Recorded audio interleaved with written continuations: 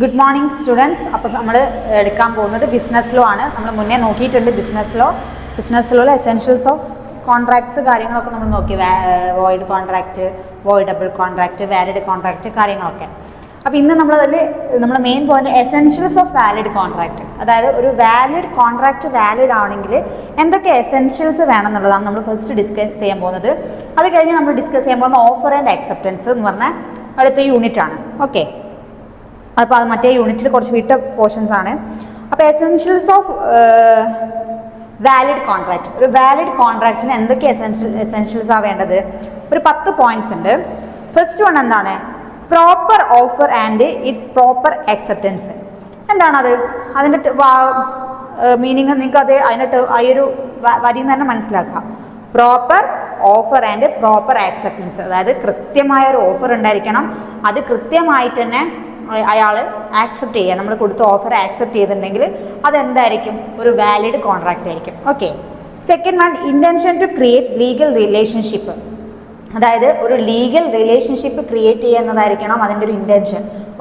ഒരു valid കോൺട്രാക്റ്റിൻ്റെ legal relationship means നമ്മൾ ഒരു ഫോഴ്സ്ഫുള്ളി ഒരാളെ നിർബന്ധിച്ചിട്ട് ഒരു കാര്യം ചെയ്യിക്കാനോ അല്ലെങ്കിൽ അത് ഓഫർ ചെയ്യിക്കാനോ അല്ലെങ്കിൽ ഓഫറിനെ അക്സെപ്റ്റൻസ് ചെയ്യാനോ അങ്ങനെയൊന്നും ആയിരിക്കില്ല. നമുക്കത് ലീഗലി മീൻസ് കുറച്ചൊരു നിയമാനുസൃതമായിട്ട് തന്നെ ആയിരിക്കണം നമ്മൾ ചെയ്യുന്ന നമ്മുടെ ഡീലിങ്സ് കാര്യങ്ങളൊക്കെ.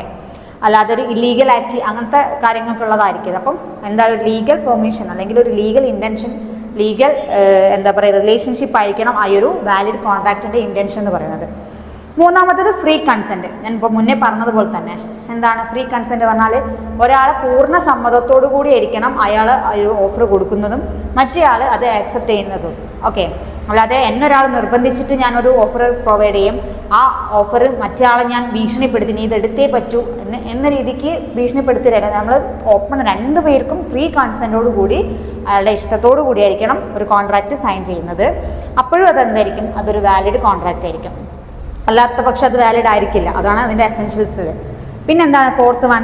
Capacity of parties to contract. നമ്മൾ നോക്കാം ഒരു കോൺട്രാക്റ്റിലേക്ക് നമ്മൾ എൻ്റർ ചെയ്യുന്ന സമയത്ത് അതിലെ പാർട്ടീസിൻ്റെ കപ്പാസിറ്റി, അതായത് നമ്മളിപ്പോൾ ഒരു ഡീലിങ്സ് വെക്കുമ്പം ഓപ്പോസിറ്റിലുള്ള ആ പാർട്ടിക്ക് അതിനുള്ള കപ്പാസിറ്റി ഉണ്ടോ, നമ്മളെ ഡീലിങ്സ് അല്ലെങ്കിൽ നമ്മളൊരു ഓഫർ ആക്സെപ്റ്റ് ചെയ്യാനുള്ള ഒരു കപ്പാസിറ്റി ഉണ്ടോ, മുന്നോട്ട് അതിനെ കൊണ്ടുപോകാനുള്ള ഒരു കപ്പാസിറ്റി ഉണ്ടോ, അല്ലെങ്കിൽ അയാളൊരു അതിനൊരു വില്ലിംഗ് ആണോ എന്നുള്ളതൊക്കെ നോക്കാം.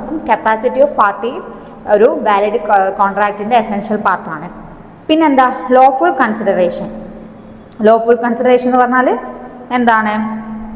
ഇതിൽ ഡീറ്റെയിൽ ആയിട്ട് നമ്മൾ ഇതിലുണ്ട്. ഞാൻ ജസ്റ്റ് അതിൻ്റെ ഓരോരോ ടേമിൻ്റെ പോയിന്റ്സ് പറഞ്ഞു പോകുന്നുള്ളൂ. അത് നിങ്ങൾക്ക് തന്നെ ഇലാബറേറ്റ് ചെയ്ത് എഴുതാൻ പറ്റുന്നല്ലോ എക്സാമിന്. ലോഫുൾ കൺസിഡറേഷൻ എന്ന് പറഞ്ഞാൽ എന്താ?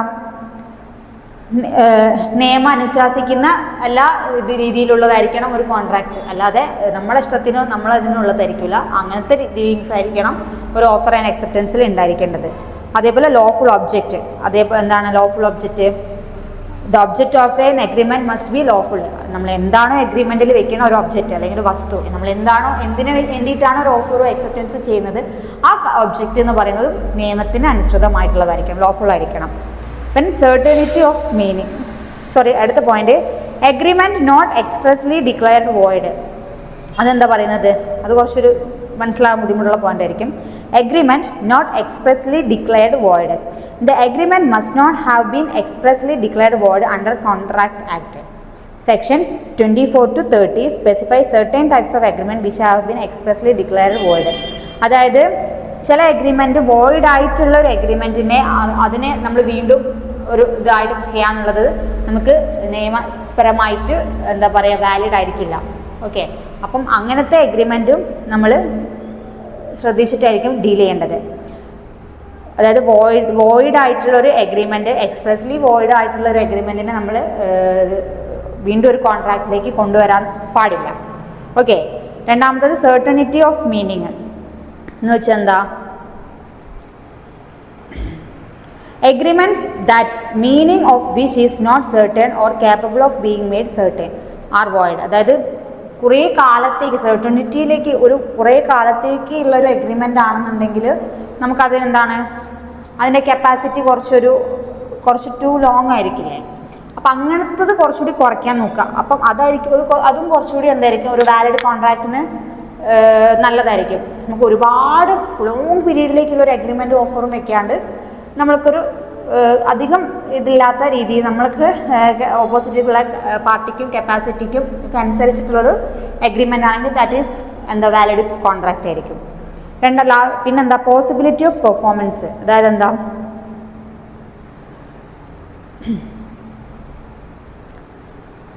an agreement to do an act impossible in itself is void. If that act is impossible of performance physically or legally, the agreement cannot be enforced by law. അതായത് എന്താ possibility of performance, നമുക്കതിൽ perform ചെയ്യാന്ന് പറഞ്ഞാൽ എന്താണ്, നമ്മളെ പാർട്ടീസിന് അത് legally മുന്നോട്ട് കൊണ്ടുപോകാൻ പറ്റുന്ന രീതിയിലുള്ളൊരു കോൺട്രാക്റ്റ് ആണെങ്കിലും അതെന്തായിരിക്കും, it should be valid contract ആയിരിക്കും. ദെൻ ലാസ്റ്റ് പോയിന്റ് എന്താണ്, ലീഗൽ ഫോർമാലിറ്റി. എല്ലാ ലീഗൽ ഫോർമാലിറ്റീസും നമ്മൾ പറഞ്ഞ പോയിന്റൊക്കെ തന്നെയാണ്, റിപ്പീറ്റേഷൻ പോലെ തന്നെയാണ് വരുന്നത്. ലീഗൽ ഫോർമാലിറ്റീസും നോക്കിയിട്ടുള്ളതായിരിക്കണം ഒരു വാലിഡ് കോൺട്രാക്റ്റ്. അപ്പം ഇതൊരു ഇമ്പോർട്ടൻറ്റ് ക്വസ്റ്റ്യൻ ആണ്, നമുക്ക് ചിലപ്പോൾ എസ്സേ പേപ്പർക്ക് ചോദിക്കാനുള്ളത്. അപ്പോൾ എസെൻഷ്യൽസ് ഓഫ് വാലിഡ് കോൺട്രാക്റ്റിൽ നമ്മളൊരു 10 പോയിന്റ് പറഞ്ഞു. ഓക്കെ, നിങ്ങൾക്ക് തന്നെ കുറച്ച് വായിച്ചിട്ട് ഇലാബറേറ്റ് എഴുതാൻ പറ്റുന്ന കാര്യങ്ങളാണ്. എന്തൊക്കെയായിരുന്നു? First point proper offer and acceptance, അതേപോലെ intention to create legal relationship, then free consent, capacity of parties to the contract, പാർട്ടീസിൻ്റെ കപ്പാസിറ്റീസ് നോക്കുക, ദെൻ ലോഫുൾ കൺസിഡറേഷൻ ആയിരിക്കണം, ദെൻ ലോഫുൾ ഒബ്ജക്റ്റ് ആയിരിക്കണം, അഗ്രിമെൻറ്റ് എക്സ്പ്രസ്ലി ഡിക്ലെയർ വോയിഡ് ആയിട്ടുള്ള agreement ആണെങ്കിൽ വീണ്ടും അതിനെ contract ആണെങ്കിൽ വീണ്ടും അതിനെ ആ അഗ്രിമെൻറ്റിലേക്ക് കൊണ്ടുവരാതിരിക്കുക എന്നുള്ളത്. ദെൻ സെർട്ടനിറ്റി ഓഫ് മീനിങ് ആണ്, പിന്നെ possibility of performance, then last one legal formalities. അപ്പോൾ ഇത്രയും കാര്യങ്ങളാണ് എന്തിൽ പറയുന്നത്, നമ്മളെ എസെൻഷ്യൽസ് ഓഫ് വാലിഡ് കോൺട്രാക്റ്റ്. ഇനി നമ്മൾ പഠിക്കാൻ പോകുന്നത് ഓഫർ ആൻഡ് അക്സെപ്റ്റൻസ്. അത് ഫസ്റ്റ് വന്ന് നോക്കാൻ പോകുന്നത് വാട്ട് ഈസ് ഓഫർ, എന്താണ് ഓഫർ, എന്താണ്. നോർമലി നമ്മളെ ഡേ ടു ഡേ ലൈഫിൽ നമ്മൾ പറയില്ല ഒരു ഓഫർ കിട്ടി, അത് തന്നെയാണ് ഓഫർ എന്ന് പറയുന്നത്. അതായത് ഓഫർ എന്ന് പറഞ്ഞാൽ എന്താ, when one person signifies to another his willingness to do or to abstain from doing anything with a view to obtaining the assent of that or other to such act or abstains, he is said to make a proposal. ഒന്നുമില്ല, offer എന്ന് പറഞ്ഞാൽ എന്താണ് സംഭവം, അതായത് ഒരാൾ അയാളെ willingness അറിയിക്കുകയാണ്. നമുക്ക് വേറൊരാളോട് എനിക്കിങ്ങനെ കുറച്ച് കാര്യങ്ങൾ ചെയ്യാൻ തരാം, കാര്യങ്ങൾ നീ അതിനെ കേപ്പബിൾ ആണോ, അല്ലെങ്കിൽ നിനക്കത് ആക്സെപ്റ്റ് ചെയ്യാൻ തയ്യാറാണോ, കുറച്ചിങ്ങനെ ഓഫർ പ്രൊവൈഡ് ചെയ്യുന്നതിനെ ഒരു പ്രപ്പോസൽ, മുന്നോട്ടൊരു പ്രപ്പോസൽ വെക്കുക, അതിനെയാണ് ഓഫർ എന്ന് പറയുന്നത്. ആ പ്രപ്പോസൽ ചെയ്യുന്ന സമയത്ത് മറ്റാളാണ് അത് ആക്സെപ്റ്റ് ചെയ്യേണ്ടത്. നമ്മളെ വില്ലിങ്നെസ് അറിയിക്കുക, എന്നൊരു കാര്യം ചെയ്യാൻ ഞാൻ തയ്യാറാണ് എന്ന് പറയുന്നതിനെയാണ് നമ്മൾ എന്തെന്ന് പറയുന്നത്, വില്ലിങ്നെസ് ടു ഡു സംതിങ്.